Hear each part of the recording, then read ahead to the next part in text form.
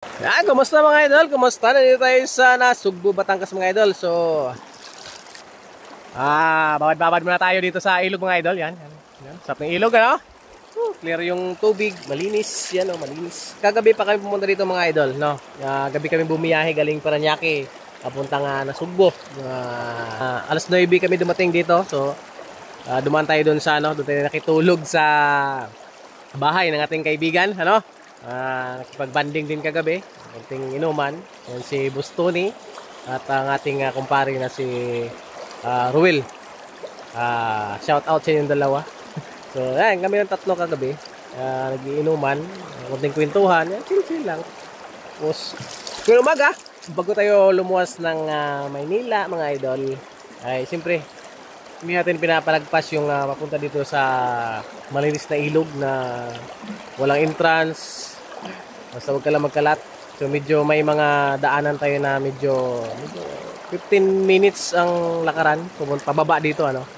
So ayos lang naman, hindi naman ganyong talagang challenging yung daanan.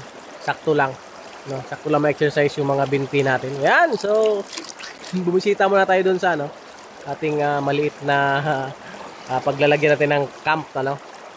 Hindi ng panahon, no. May nabili tayo nung maliit na lote lang, 100 square meter lang, pero malaking bagay na yun na pag kasunod na panahon na bumisita tayo rito ay mayroon tayong mauwian, ano. Di malapit na tayo sa ilog, no? So ayan, hindi na ganap kagabi saka ngayon. Yan mga idol, so salamat sa ating mga mga bagong followers dyan. Yan, medyo mga idol, so dito tayo sa ilog idol, no? Yan, ligo-ligo lang mga idol, swimming ng konti bago tayo lumos sa Manila kasi napakainit ng panahon ngayon mga idol. Ayan, so sa mga lahat na kakilala ko, sa lahat ng mga followers na rin dyan, kumusta kayo?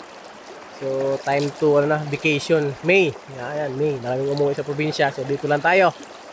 So masarap dito idol, ha? Masarap dito, yung libre, wala bayad, no? Hindi, dala ka na lang kung anong gusto mong dalhin, ano? So ito ng panahon na meron na tayong matambayan dyan sa taas, ay lagi tayo dito sa ilog nagpupunta-punta, ano? So yan mga idol, ito ating ganap ngayon. Yan, relax mo na pag may time, no? So yun, ligo mo tayo.